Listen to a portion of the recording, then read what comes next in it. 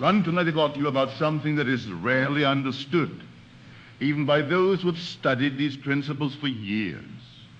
I want to talk to you about the inner conversation, the ceaseless dialogue that takes place within you from morning to night and even into the hours of sleep. For what it is, this conversation, this silent, invisible, perpetual speech that is the true creator of your world. You think you create through action. You think you create through effort, through strategy, through willpower. But I tell you, the world you walk through tomorrow is being altered tonight not by what you do, but by what you say to yourself in the privacy of your own mind. The inner conversation is the forgotten secret of creation. Scripture speaks of it, but it is veiled. When it says, "In the beginning was the Word, and the Word was with God, and the Word was God," it is speaking of something far more intimate than a cosmic event that occurred billions of years ago. It is speaking of what is happening within you right now. You are the Word, wherein a speech is a creative word, and whatever you are saying to yourself, silently, unceasingly, is the word that becomes flesh. Let me make this as clear as I possibly can, that you could hear, truly hear, the inner conversation of any man. You would know his entire world. You would know his finances, his relationships, his health, his self-image, his fears, his expectations, and his destiny. For the inner conversation is a blueprint of experience. It precedes every event. It shapes every encounter. It determines the meaning of every situation you will ever face. And here is the remarkable thing: most people are completely unconscious of it. They talk to themselves all day long, and they do not know what they are saying. They rehearse grievances. They replay failures. They anticipate disappointments. They argue with people who are not in the room. They defend themselves against accusations that have not been made. They plan for catastrophes that have not occurred. And then they wonder why their lives feel heavy, why doors seem closed, why love feels distant, why abundance feels impossible. It is the inner conversation. It has always been the inner conversation. Now let me bring you to a very specific understanding. Your inner conversation is not merely a reflection of your state of consciousness. It is the mechanism by which you sustain it. The state and the inner conversation are wedded to each other. You cannot occupy the state of lack without an inner speech that speaks of lack. You cannot occupy the state of love without an inner speech that speaks of being loved. The conversation and the state are one. They breathe together. They create together. So if you wish to change your world, you must change the conversation. Not the outer conversation anyone can learn to say pleasant things to others. The inner conversation, the one no one hears but you, the one that runs beneath the surface of every polite smile, every professional handshake, every measured word. That is the conversation that matters, for that is the conversation God hears. And God, being your own wonderful human imagination, responds to it without exception. Let me illustrate this with an example from my own experience. Years ago, a man came to one of my lectures in New York. He was bitter. You could feel it in the room the moment he sat down. He had been passed over for a promotion. He had been told in so many words that he was not qualified, not ready, not the right fit. And for weeks, no, for months, he'd been carrying on an inner conversation about this rejection. He rehearsed the meeting where he was told the news. He imagined what he should have said. He silently accused his superiors of favoritism. He told himself over and over, where they don't see my value, where never will, I will always be overlooked. And I said to him, you are not being passed over because they do not see your value. You are being passed over because you do not see your value, and the inner conversation proves it. Every time you replay that meeting, you are not remembering a past event, you are creating a future one. You are instructing your imagination to continue producing the experience of being overlooked, unrecognized, undervalued, and your imagination, being faithful, obliges. He was startled. He had never considered that his inner speech was anything more than a reaction to his circumstances. He thought he was simply processing what had happened. But processing and creating are the same act when it comes to the inner conversation. There is no neutral inner speech. Every word spoken within is a creative act. Every sentence is a seed. Every repeated phrase is an instruction to the deeper mind. I told him, change the conversation. Do not try to stop thinking about the promotion. That is impossible and unnecessary. Instead, replace the conversation. Begin to speak within as the man who has already received the recognition he desires. Do not argue with the past. Do not defend yourself against those who rejected you. Simply begin a new dialogue.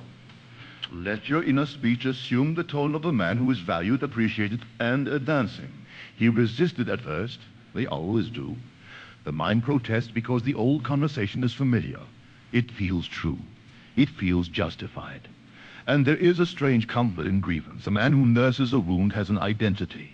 He knows who he is. He is the one who was wronged. To release the wound is to release the identity, and the ego fights against that release with extraordinary cunning. But this man was desperate enough to try, and so he began. He did not try to feel emotions he did not feel. He did not pretend to be happy. He simply changed the words. Where he once said inwardly, "They will never see me," he began to say, "I am seen. I am recognized. My contribution matters." Where he once said, "I will always be stuck," he began to say, "I am moving forward. Things are opening up for me."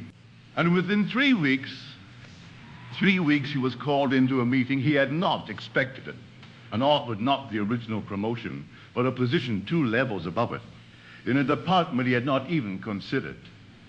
He came back to my lecture hall and sat in that same seat with an entirely different atmosphere around him. The bitterness was gone. In its place was a kind of bewildered wonder. He said to me, "Neville, I did not do anything differently in the outer world. I did not apply for the new position. I did not lobby anyone. I only changed what I was saying to myself." And that is exactly how it works.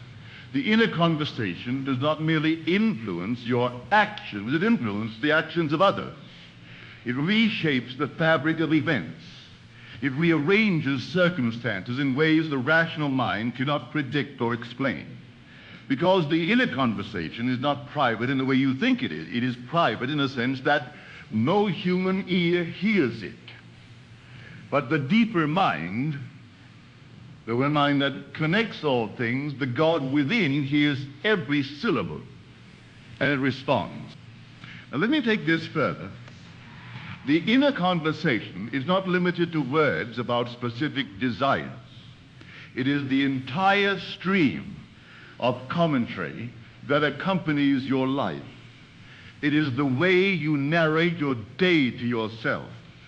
It is what you say when you look in the mirror. It is what you say when you open your mail.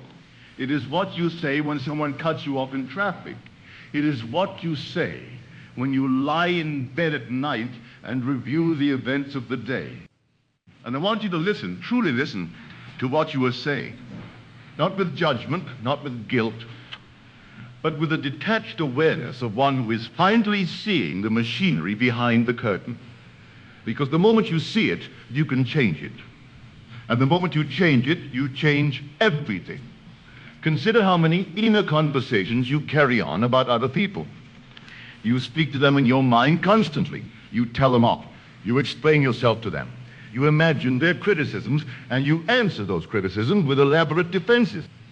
You rehearse what you will say the next time you see them.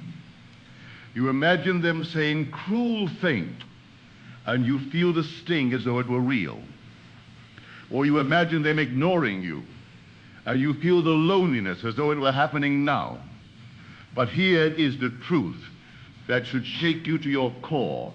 The person you are speaking to in your imagination is not really that person. It is a version of that person that you have constructed from your own assumption. And whatever you have that person say to you in your inner conversation, they will tend to say to you in the outer world. Not because they chose to, but because your inner conversation has set the stage. If you carry on an inner conversation in which your mother criticizes you, you will encounter criticism from your mother or from someone who plays that role. If you carry on the inner conversation in which your employer doubts you, you will find doubt reflected in your professional life. If you carry on an inner conversation which your partner is cold, distant, or unfaithful, you are not protecting yourself from pain, you're offering it. This is a staggering responsibility, but it is also a staggering freedom. For if the inner conversation creates, then you can ideate deliberately. You can choose what you say to yourself about every person, every situation, every possibility. You can rewrite the script, not the outer script, the inner one. And the outer script will follow, because it always follows. It has no choice. The outer world is the echo, not the voice. Now I want to speak to something that troubles many people when they first encounter this idea. They say, Neville, I cannot control my thoughts. They come unbidden. I try to think positively, and within seconds the old thoughts return. And I understand this. I do not dismiss it. The mind is habitual. It has grooves worn deep by years of repetition. The same inner conversations have been playing on a loop for so long that they feel automatic, involuntary, even natural. But let me tell you something: you do not need to control every thought. You only need to become aware of the dominant conversation and redirect it. A single thought of doubt does not undo your creation. A fleeting moment of fear does not destroy what you are building. What matters is the habitual tone, the conversation you return to most often, the one that feels most like yours. Think of it this way. If you are walking north and you briefly glance to the east, you have not changed your direction. You are still heading north. But if you stop, turn east, and walk that way for hours, you have changed course. The same is true with inner conversations. A momentary drift into the old dialogue does not matter. What matters is where you consistently dwell. So do not wage war against unwanted thoughts. That war is itself an inner conversation of struggle, and it will produce more struggle. Instead, gently, firmly, return to the desired conversation. Say what you would say if your desire were fulfilled. Speak inwardly as the person you wish to be. Carry on dialogues that belong to the new state. Let me give you another illustration. A woman came to me, this was in Los Angeles, and she told me she had been trying to manifest a loving relationship for over 2 years. She had visualized, she had affirmed, she had written in journals, she had done everything she had read about in every book. And nothing had changed. She was still alone, still longing, still waiting. I asked her one question: what do you say to yourself about love? She paused, and then slowly the truth came out. She said, I tell myself that all the good ones are taken. I tell myself that I always attract the wrong kind of person. I tell myself that maybe I am just not meant to be with someone. I tell myself that love is for other people. And there it was. There was the conversation. She had been visualizing a loving partner while simultaneously carrying on an inner dialogue and declared love impossible for her. The visualization was a 5-minute exercise. The inner conversation was a 24-hour broadcast. Which one do you think had more creative power? I said to her. Your inner conversation is a prayer that never ceases. It is more powerful than any technique, any ritual, any affirmation you speak once a day, because the inner conversation is what you believe, and what you believe is what you receive. She understood, and she did something remarkably simple. She changed the conversation. Not dramatically, not with force. She simply began to say to herself throughout the day, I am deeply loved. Love finds me easily. I am someone's answered prayer. She said these things not as affirmations shouted into the void, but as quiet statements of fact, spoken inwardly with the same casual certainty with which she might say, the sun is warm today. Within 2 months, she met someone. Not through any special effort, not through a dating application or a deliberate search. She met him at a bookshop, of all places, reaching for the same volume. And the relationship that unfolded was precisely the kind she had been longing for: tender, committed, joyful. She told me later, Neville, it was as though the moment I stopped telling myself love was impossible, love walked through the door. And that is exactly what happened. The old conversation had been a locked door. The new conversation was the key. Now I wish to take this even deeper. I have spoken of the inner conversation in terms of words, but it goes beyond words. The inner conversation includes tone. It includes images. It includes assumptions that are so deeply embedded they are felt rather than spoken. There is in a conversation beneath the conversation a current of belief that runs like an underground river beneath everything you think and say and do. This deeper conversation is often formed in childhood. It is the voice of a parent who said you would never amount to anything. It is the voice of a teacher who said you were not smart enough. It is the voice of a culture that told you people like you do not succeed, do not deserve, do not belong. These voices were absorbed so early and so completely that you do not recognize them as foreign. You think they are your own voice. You think they are the truth, but they are not the truth. They are an old conversation, and you are free to end it. You are free to end it tonight. You are free to begin a new conversation that speaks of your worth, your power, your belonging, your abundance, your wholeness, your beauty, your purpose, your inevitability. You do not need permission. You do not need proof. You do not need anyone to agree with you. The inner conversation is sovereign. It answers to no one but you. And here is something I want you to hear very carefully. When I say change the inner conversation, I do not mean suppress the old one. Suppression is not transformation. If you try to push down the old dialogue, it will push back with greater force. What I am asking you to do is replace it. Give your mind something new to say, something better, something that belongs to the state you wish to occupy. The mind does not tolerate a vacuum. If you try to stop thinking, you will fail. But if you give the mind a new script, it will follow. It is like a musician who has been playing the same tune for years. You do not ask him to stop playing. You hand him new sheet music. And if the new melody is compelling, he plays it willingly, eagerly, and the old tune is forgotten. So what is the new melody? It is the inner conversation that matches your fulfilled desire. If you desire wealth, speak inwardly as a wealthy person speaks. Not about money. Wealthy people rarely talk about money with anxiety. Speak with the ease, the security, the quiet confidence of one who has more than enough. If you desire health, speak inwardly as one who is vital and strong. Do not discuss symptoms. Do not rehearse diagnoses. Speak of energy, of vitality, of gratitude for a body that serves you well. If you desire creative success, speak inwardly as one whose work is celebrated, appreciated, and in demand. Do not rehearse rejection letters. Do not replay harsh reviews. Let the inner voice carry the tone of an artist who knows his work matters and finds its audience. The tone is everything. You can say the right words with the wrong tone and the effect is nullified. But the right tone, the tone of naturalness, of calm assumption, of settled knowing, that tone creates worlds. Let me share something else that I think will help you. The most powerful time to carry on the new inner conversation is the time just before sleep. As you lie in bed, the conscious mind relaxes, and the deeper mind becomes receptive. Whatever conversation you carry into sleep will be taken up by the subconscious and worked upon through the night. You will wake in the morning with the atmosphere of that conversation clinging to you.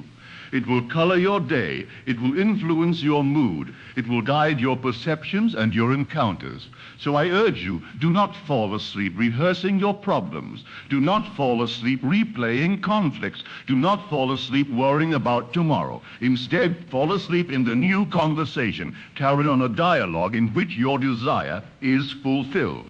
Speak to a friend in your imagination, and let that friend congratulate you. Let that friend say, I'm so happy for you. This is wonderful. Feel the reality of that conversation. Feel the warmth of the handshake, the sincerity of the smile, the joy in the voice. And fall asleep in that feeling. That is the most powerful prayer you will ever pray. It is not a petition. It is not a plea. It is a conversation held in the assumption of fulfillment. And sleep will see into the depths of your being, where it will begin to externalize in ways you cannot foresee.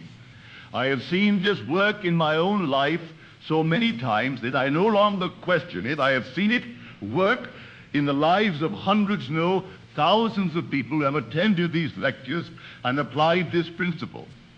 The inner conversation is the master key, is the one thing that, if changed, changes everything. Now I want to bring your attention to a subtlety that is often missed. The inner conversation is not only what you say to yourself about your desire, it is what you say to yourself about the nature of reality itself. Do you tell yourself that the world is hostile, that people cannot be trusted, that good things do not last, that something always goes wrong? These are not idle thoughts. These are creative declarations. They shape the very fabric of the world you inhabit. A man who tells himself the world is generous will encounter generosity. A man who tells himself the world is stingy will encounter stinginess. Not because the world has changed, but because the inner conversation has filtered his experience. It has selected from the infinite possibilities of each moment only those events that confirm its narrative. The inner conversation is a self-fulfilling prophecy. It creates the evidence that justifies itself, and then the evidence reinforces the conversation, which creates more evidence in an endless loop that most people never escape because they never realize the loop exists. But you can escape it. You can step outside the loop the moment you become aware of it. Awareness is the first step. The second step is choice. And the third step is persistence, the willingness to carry on the new conversation until it becomes as natural and automatic as the old one. Let me speak now about something that happens when you first begin to change your inner conversation. There will be a period of discomfort. The old conversation will fight for its life. It will feel unnatural to speak inwardly in new ways. The mind will protest. It will say, this is not true. You are lying to yourself. Nothing has changed. And in a sense, the mind is correct in the outer world. Nothing has changed yet. But the outer world is the last place change appears. The inner world changes first, always. So when the mind protests, do not be alarmed. Do not take it as a sign that the process is not working. Take it as a sign that the process is working. The old conversation would not fight so hard if it were not threatened. The discomfort you feel is the friction between the old identity and the new one. It is the sound of the old world cracking to make room for the new. Persist through the discomfort. Continue the new conversation. Within days, sometimes within hours, you will notice a shift. The new conversation will begin to feel less foreign. It will start to feel like something you might actually believe. And then, gradually, it will feel like something you do believe. And then it will feel like something you have always known. And at that point, the outer world will have no choice but to reflect it. I want to tell you one more story before we pause this evening. There was a man, a businessman, who came to see me privately. He was in debt, substantial debt, and his inner conversation was a continuous loop of anxiety. He calculated figures in his head constantly. He lay awake at night running numbers. He rehearsed conversations with creditors. He imagined worst-case scenarios. He told himself, I am going under. There is no way out. I have ruined everything. I said to him, you have not ruined everything. You have simply been conducting an inner conversation that creates ruin. The debt is real in the outer world, yes, but it was born from the inner world and it is sustained by the inner world. If you change the conversation, the conditions must change, not because you will suddenly find a bag of money on the street, but because the change in conversation will shift your state. And the shift in state will alter the chain of events in ways you cannot predict. He was skeptical but willing. I gave him a simple instruction. I said, tonight as you lie in bed, do not rehearse your debts. Instead, Carry on an inner conversation in which you are financially free. Hear a friend say to you, I cannot believe how well things have turned out for you. Feel the relief, feel the ease, feel the weight lifted from your shoulders and fall asleep in that conversation. He did this faithfully every night and during the day. Whenever the old conversation of anxiety tried to resume, he gently redirected it. He did not pretend that debt did not exist. He did not ignore phone calls or responsibilities, but he changed the inner narrative from ruin to restoration, from collapse to recovery, from despair to quiet confidence. Within 6 weeks, a series of events unfolded that he could not have orchestrated. A former client reappeared with an opportunity. A forgotten investment produced an unexpected return. A creditor offered terms so favorable they seemed impossible. One by one, the debts were resolved, not all at once, but steadily, naturally, as though some invisible hand were rearranging the pieces of his life. He said to me afterward, Neville, the strangest part is that I did not do anything heroic. I did not devise a brilliant financial strategy. I simply stopped telling myself the story of ruin and began telling myself the story of recovery. And reality followed the story. And that is the point. Reality follows the story. It always has. It always will. The story you tell yourself not once, not occasionally, but habitually, persistently, in the quiet theater of your own mind. That is the story the world enacts. Now I want to pause here for a moment, because what I'm about to say next requires your full attention, and I want you to be ready for it. We've spoken of changing the inner conversation about specific desires about money, love, health, career. But there's a deeper level of inner conversation that most people never examine.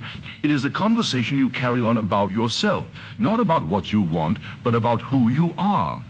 This is the foundational conversation. It is a bedrock upon which all other conversations rest. And if this conversation is flawed, no amount of specific visualization or targeted affirmation will produce lasting change. What do you say to yourself about yourself, not in your best moments, in your ordinary moments? When you are alone but no one is watching, when there is no reason to perform, what is the quiet, habitual commentary that accompanies your existence? Do you tell yourself you are capable, or do you tell yourself you are barely getting by? Do you tell yourself you are worthy of good things, or do you tell yourself that good things happen to other people? Do you tell yourself you are intelligent, creative, attractive, powerful, or do you tell yourself you are average, forgettable, limited, stuck? This conversation, the one about who you are, is the master conversation. It is the soil in which every other seed is planted, and if the soil is poisoned, even the best seeds will fail to take root. You can affirm wealth all day long, but if the deeper conversation says, I am not the kind of person who has wealth, the affirmation will be overruled. You can visualize love, but if underneath the vision there runs a current that says, I am not truly lovable, the vision dissolves before it can harden into fact. So I urge you tonight to go deeper than desire. Go to identity. Go to the root conversation. And if you find, as most people do, that the root conversation is one of inadequacy, of limitation, of a quiet self-rejection, change it. Not with violence, not with shame, but with the tender authority of one who has finally recognized the source of all their trouble and has decided once and for all to set it right. Say to yourself and mean it, I'm enough, I'm whole. I'm the operant power of my world. There is nothing in me that is broken, nothing that requires fixing, nothing that is missing. I'm complete, and from that completeness all good things flow. Say it not as a desperate affirmation, but as a quiet recognition of fact. Say it as you would say, I am breathing, because it is equally true and equally natural. Now let me take to the Scripture, because Scripture has always known this. In Proverbs it is written, as a man thinketh in his heart, so is he.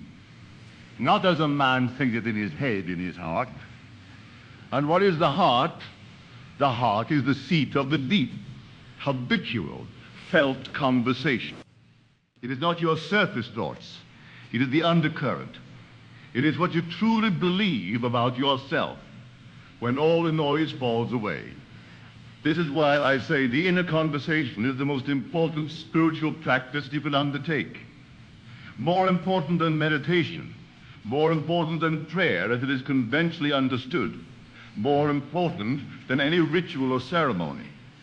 Because the inner conversation is continuous. It is always running. It is always creating. And if you do not take conscious command of it, it will run on its own, playing whatever recordings were installed in you by circumstance, by culture, by your parents, by your past, and you will live out those recordings, believing them to be your fate. But they are not your fate. They are simply your habit, and habits can be changed. Now let me bring another scriptural passage to bear on this. In Isaiah 1, it is said, Are you going to speakers outside God to by us lost? You are not made of what he told, and what things that have to be, and it shall prosper in the King where you are thinking. Now read that carefully. The word that goes forth from the mouth of God does not return void. It accomplishes what it was sent to do. And what is the mouth of God? You are. Your inner speech is the mouth of God. For God is your own wonderful human imagination, and the words that proceed from you in the inner world are the creative commands of that God. They do not return void. They accomplish what they are sent to do. If you send forth words of lack, they accomplish lack. If you send forth words of fear, they accomplish fear. If you send forth words of abundance, of joy, of love, of health, of creative fulfillment, they accomplish these things without exception. The word never fails. It cannot fail. It is the law. And the law is impersonal. It does not care whether your inner conversation is constructive or destructive. It does not judge. It does not evaluate. It simply responds. It takes the word you speak inwardly and brings it to pass outwardly. This is why Scripture says the word will not return void. It is a promise, yes, but it is also a warning. Because the word you do not wish to speak, the word born of carelessness and unconsciousness, that word too will not return void. So you see, the question is never whether the inner conversation is creating. It is always creating.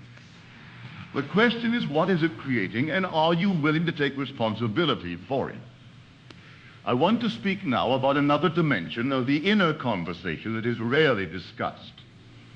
It is the conversation you carry on about time. What do you say to yourself about the past, and what do you say to yourself about the future? Most people carry on an inner conversation about the past that is saturated with regret. They replay mistakes, they revisit losses.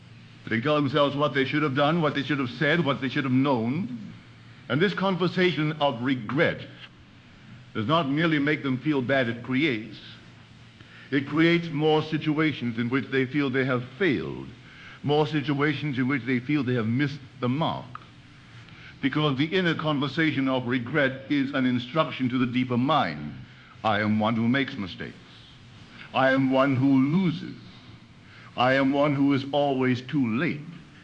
And the deeper mind faithfully arranges the world to confirm this instruction. But here is the liberating truth: the past is not fixed.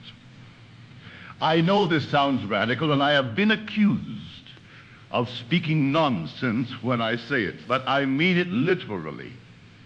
The past, as you experience it, is not an objective record.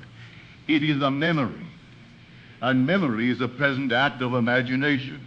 You are not remembering the past as it was. You are reconstructing it from the state you currently occupy. A man in a state of success looks back and sees stepping stones. A man in a state of failure looks back at the same events and sees stumbling blocks. The events are the same. The inner conversation about them is different. So if you wish to be free of the past, you do not need to forget it. You need to change the conversation about it. Revise it. This is a technique I have taught for many years, and it is directly related to the principle of inner conversation. When you lie in bed at night, before you enter the conversation of your fulfilled desire, take a moment and revise the day. Go through the events that trouble you, and reimagine them as you wish they had been, not as a fantasy, not as an escape, but as a deliberate act of creative revision. Did someone speak harshly to you, reimagine the conversation. Hear them speak kindly. Feel the warmth of a loving exchange. Did you stumble in your work, reimagine it. See yourself performing brilliantly, effortlessly. Did something go wrong? See going right and carry on the inner conversation that belongs to this revised version of events. This is not denial. This is creation. You are not pretending the unpleasant event did not happen. You are planting a new seed. You are changing the inner conversation about what happened. And by changing the conversation, you are changing what will happen next. Because the inner conversation about the past is actually an instruction for the future. What you say about yesterday determines what you experience tomorrow. They are linked not by cause and effect in the material sense, but by the law of assumption, the law of the inner word. Now let me speak about the future. What is your inner conversation about what is to come? Do you approach the future with anticipation or with dread? Do you say to yourself, good things are ahead, or do you say, I wonder what will go wrong next? Do you carry on an inner dialogue of hope or an inner dialogue of worry? Worry is nothing more than a negative inner conversation about the future. It is the sustained imagining of unwanted outcomes. And it is one of the most destructive habits a human being can develop, because it is creation in reverse. Worry is prayer for what you do not want. It is the inner conversation devoted to catastrophe. And because the word does not return void, worry produces the very thing that fears. I had a woman tell me once, Neville, I worry because I care. If I didn't worry, bad things might happen. And I said to her, bad things are happening because you worry. Your worry is not a protective shield, it is a creative act. Every time you imagine a disaster and carry on an inner conversation about that disaster, you are giving it life. You are feeding it with the only food the imagination recognizes feeling. And when an imagined event is saturated with feeling, it presses for expression in the outer world. She looked at me as though I had taken something from her, and in a sense I had. I had taken away the illusion that worry was useful. I had taken away the excuse. But I had also given her something far greater, the knowledge that she could stop feeding the very outcome she feared. She could redirect the inner conversation from catastrophe to confidence, from dread to expectation of good. And that redirection would change everything. Let me tell you, there is nothing in Scripture that endorses worry. Quite the opposite. In Matthew, the Christ says, take no thought for your life, what you shall eat, or what you shall drink, nor yet for your body, what ye shall put on. Take no thought. Do not carry on the inner conversation of anxiety about survival. Why? Because your Father, your own deeper self, your imagination knows what you need, and it will provide if you will only stop blocking it with a conversation of fear. And in Philippians 11, Paul writes, be careful for nothing, but in everything by prayer and supplication. With thanksgiving, let your requests be made known unto God. Be careful for nothing, that is, be anxious for nothing. And how are requests to be made known? By prayer with thanksgiving. A thanksgiving for what? For the fulfillment that has not yet appeared in the outer world. Thanksgiving in advance. An inner conversation that says thank you before the gift has arrived, that is faith. That is the inner conversation of creation at its highest. Now I want to bring all of this together, because I know some of you are thinking, Neville, this is simple, too simple. And you are right, it is simple. But simplicity is not the same as ease. The principle is simple. The practice requires dedication, persistence, and above all, awareness. Here is what I want you to do. Beginning tonight, I want you to listen. Just listen for one full day. Observe your inner conversation without trying to change it. Hear what you are saying to yourself. Hear the tone. Hear the assumptions. Hear the predictions. Hear the judgments. Hear the complaints. Hear the fears. Do not resist any of it. Simply witness it as though you were listening to a stranger on a park bench. And when you have heard it, when you have truly heard the full scope of what you were telling yourself, then make your decision. Decide what you wish to say instead. Not in the spirit of warfare against the old, but in the spirit of love for the new. Choose the conversation that belongs to the life you desire. Choose the tone that matches the person you wish to be. Choose the words that, if spoken inwardly with conviction and naturalness, would make your desire inevitable. And then carry on that conversation. Carry it on in the morning when you wake. Carry it on as you go about your day. Carry it on when the old dialogue tries to reassert itself. And above all, carry it on at night as you drift into sleep. For that is the hour when the seed sinks deepest into the soil of the subconscious. I tell you from the depth of my own experience and from the testimony of countless men and women who have applied this principle, when you change the inner conversation, the outer world must change. It has no alternative. The outer world is not the cause, it is an effect. It is the printout, not the program. And the program is your habitual inner speech. Now let me close with this, because I think it is the most important thing I can say to you tonight. The reason the inner conversation matters so profoundly is not merely practical. Yes, it will change your circumstances. Yes, it will bring you what you desire, but that is not the deepest reason to master it. The deepest reason is this: your inner conversation is your relationship with God. When you speak inwardly, you are speaking to the only God there is, your own imagination, the creative power of the universe wearing your face and using your voice. And what you say in that conversation determines not only what you experience, but who you become. If you speak to yourself with contempt, you are holding God in contempt. If you speak to yourself with fear, you are teaching God to be afraid. If you speak to yourself with love, with reverence, with quiet authority and joyful expectation, you are honoring the God within. You are aligning with your true nature. You are remembering who you are. And that is the great work. Not just to get things, though you will get things. Not just to solve problems, though you will solve problems. But to awaken to the truth that you are the creative power itself. And that the instrument of your creation is the ceaseless conversation you carry on within. Scripture tells us that God speaks the word into being. Let there be light, and there was light. But God did not shout this across a cosmic void. God whispered it within. And the whisper became a world. You are that God. And you are whispering worlds into being every moment of every day. The question is simply this: are you whispering the world you desire, or are you whispering a world you would never consciously choose? Make the choice tonight. Begin the new conversation. Not tomorrow, not when conditions improve, not when you feel ready tonight. Let tonight be the night you take command of the only instrument that matters, your inner speech, no creative word, the mouth of God that you are. I was speaking some months ago with a friend of mine, a very dear friend, and he said something that struck me.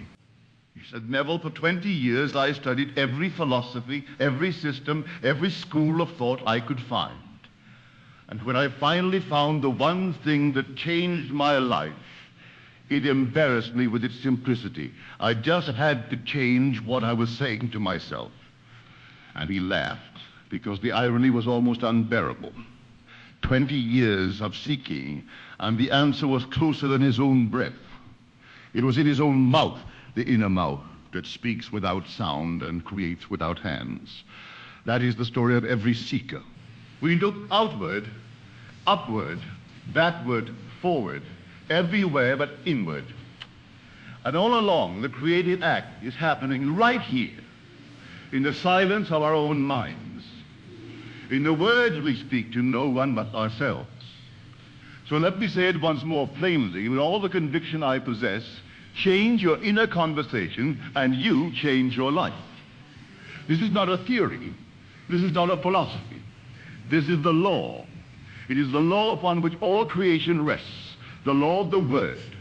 The law that was in the beginning, is now, and ever shall be. Go out tonight and begin. Not with effort, but with awareness.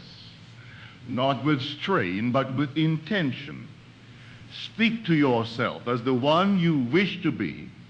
Carry on the dialogue that belongs to your fulfilled desire. And trust the thought success completely, utterly, without reservation, for it has never failed, and it never will. Thank you. Now, are there any questions?